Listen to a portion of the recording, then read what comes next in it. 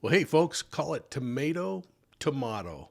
It's not the same question, though, as psychopathy or psychopathology. And I'm no expert on the topic, but I'm going to share why one of these is centered on the diagnosis and treatment, while cops are much more concerned about the personality disorder that results in lying, exploitation, arrogance, promiscuity, low self control, and empathy. Heck, we'll even look into why there's no remorse when some violent offenders hurt other people. It's time, folks, for the next round of Profiling Evil's Academy, Season 3.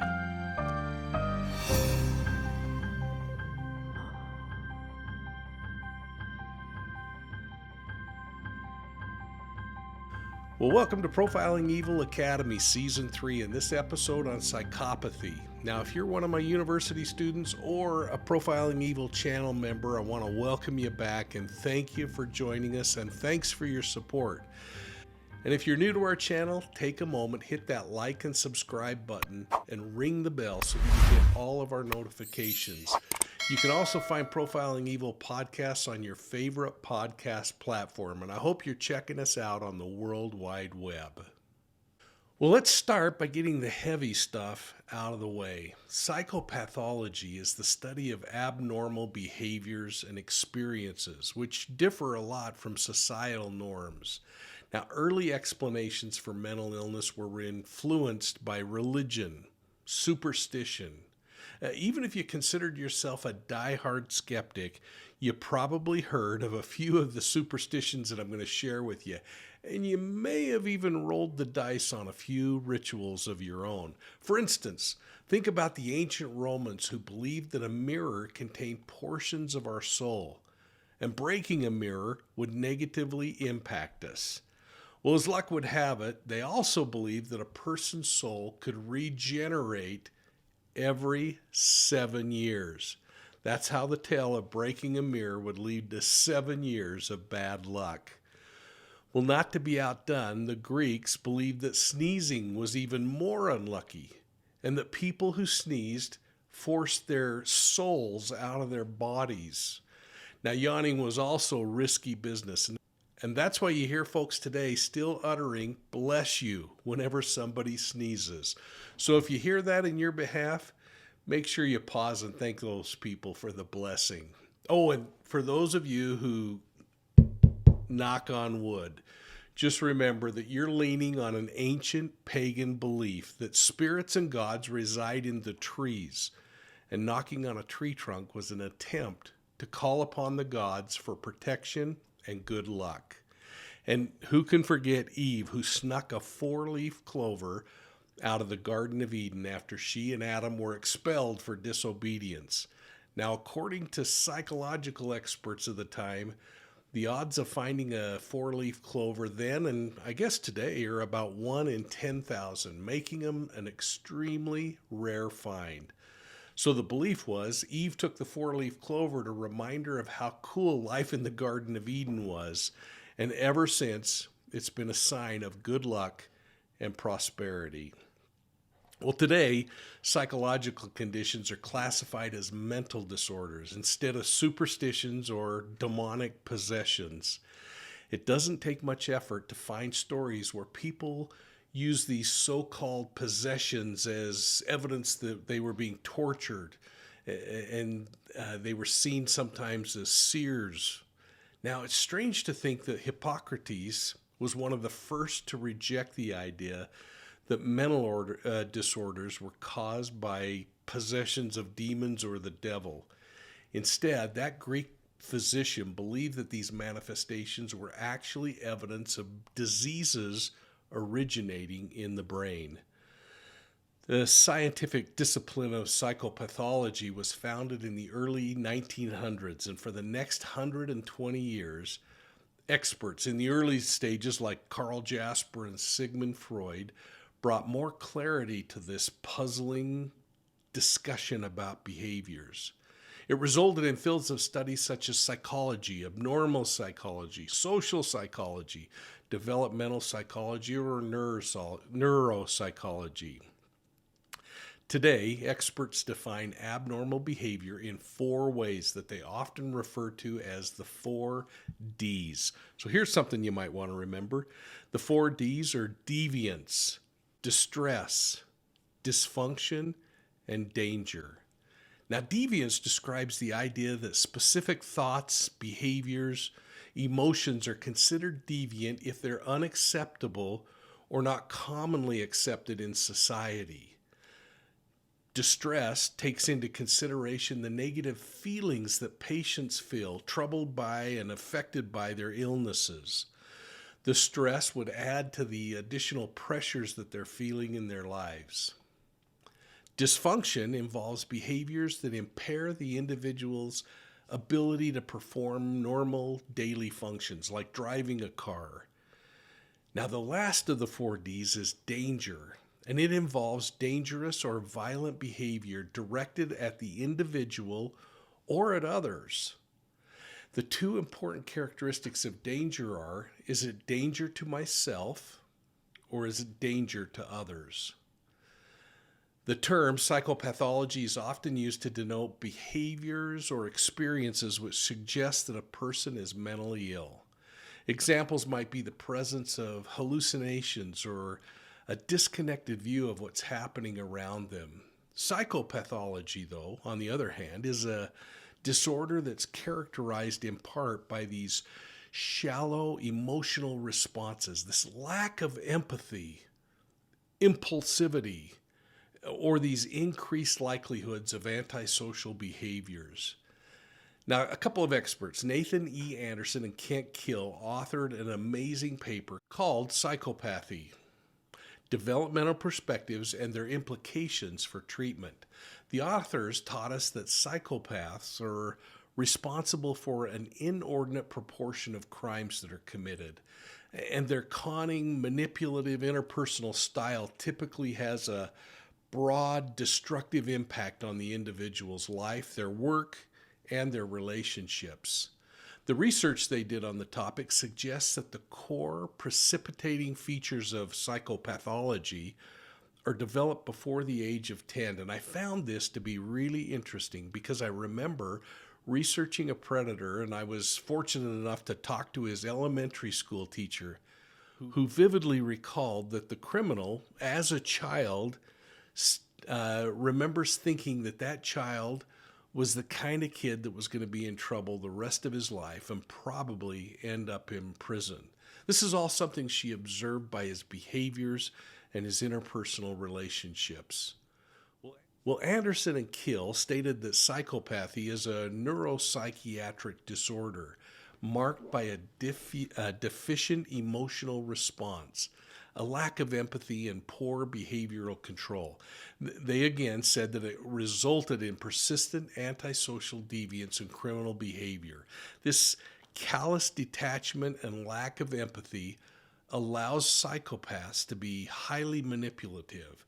And while many of us think we can point out a psychopath based on our true crime exploration, experts remind us that it's among one of the most difficult disorders to spot. And by the way, folks, if you really want to hear an expert talk about psychopathy, take a moment and look at Dr. Todd Grandy's YouTube channel. This guy has a quirky sense of humor, but I'll tell you what, I have learned more about psychopathology from listening to him than in all the reading that I've done over the years. In fact, let's just take a moment, listen to this short clip by him, and then go over to his YouTube channel, watch a few of his videos, and I'm confident that you'll end up subscribing. What personality traits are associated with being a believable liar? Sometimes people like this are called good liars.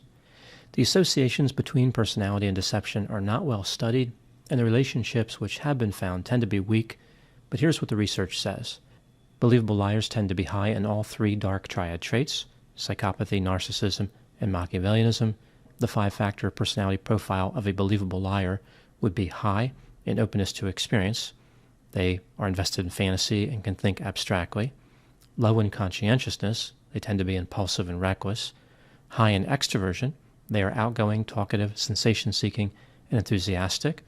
Low in agreeableness. They are antagonistic. And low in neuroticism. One key to being a believable liar is to manage outward appearances. Those who are high in neuroticism cannot regulate their emotional responses too well, which does not facilitate being a believable liar. Hey, thanks so much. Let's get back to our discussion. But here's what we should be looking for. A psychopath can appear normal, but underneath the facade, they lack the conscience needed to be normal. They might even be charming to a certain degree. You know, the kind of person that you can enjoy having a conversation with. But before long, you start to recognize character flaws that unnerve you. And you know what? If they hang around that long, you learn even more that kind of disturbs you. But usually they don't hang around that long. Experts say that psychopaths are resistant to treatment. Some of the common signs of a psychopath were documented in a checklist in the 1970s by a Canadian researcher named Robert Hare. Again, diagnoses and reliable assessments should be conducted by mental health professionals. But that said, here's Hare's list, which has stood the test of time for the last 52 years. He said, generally, psychopaths are glib or superficial. They have this grandiose sense of self-worth. They have a need for stimulation. They are the kind of people that are really prone to become bored. They have this pathological lying. I mean, they can't even help themselves. They're going to lie even knowing that everybody knows they're lying. They're conning and manipulative. They lack remorse or guilt. And they have this emotional response that's really reduced, a kind of a shallow effect. They're callous. Again, they lack empathy. They have a parasitic lifestyle. I mean, they just take. They have terrible behavioral control, and they have promiscuous sexual behaviors. In looking in their history, they have behavioral problems early in their life, and they have a lack of realistic long-term goals. These are the kind of people that are impulsive, irresponsible.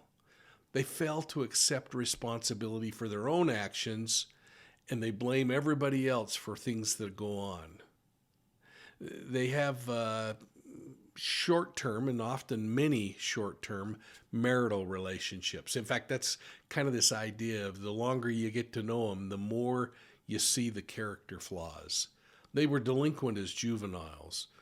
They have been in prison, have been out of prison, had their prison revoked and sent back. They're kind of repeat offenders. They commit all kinds of different crimes. Now, it's estimated that 1% of the male population are psychopaths. That means in a community of 10,000 people, there are 10 male psychopaths. And can't forget the females. That means there are 3 female psychopaths because they are a little bit different number, about a third of what males are. So next time you're in a room with a bunch of folks you've never met before, try not to pick out the next psychopathic predator. Instead, focus on how you can reduce your own risk of being victimized by making better choices, by choosing in a way that will reduce your level of risk than increase it. If you get a minute, go back and watch my video on victim risk assessments. I hope it's something you'd consider sharing with your loved ones. And I hope you're enjoying Season 3 of Profiling Evil's Academy. We're discussing criminal behavior in deeper detail. And if you're liking it, I hope you'll show me by hitting that like and subscribe button and ring the bell. Now, don't forget to check out Profiling Evil podcasts on your favorite podcast platform. And if you're meeting that new someone or you've talked to somebody and you think there's just something a little off, do what I do. Go over to my partner, Truth Finder, and check them out. Hey everybody, it's Mike from Profiling Evil. I've been studying criminal behavior for more than 40 years, and one of my favorite research tools is Truth Finder. It's online, and you're not going to believe the information stored there. So if you want to know more about that new neighbor, your babysitter, or your next online date, give Truth Finder a try. I'm including a link below with special discount pricing. You got to click the link to get it and then enter EVIL10 at checkout. We're an affiliate, which means we get a small commission, enough to buy a small Diet Dr. Pepper, but you can cancel at any time. Thanks for listening today. Well, hey, make sure you're going to Profiling Evil and checking out the B.O.L.O. B.O.L.O stands for Be on the Lookout. It's our digital newsletter. And make sure you're going back to watch some of our other videos in the Academy series. One of my favorites is Nurture versus Nature. I mean, what is it that causes some individuals to commit crime? Will you take a minute and enter your thoughts down below and take time to read each other's comments, respond to each other, and as always, folks, keep it on a professional and respectful level. Well, thanks for listening, and we'll see you soon at the next crime scene.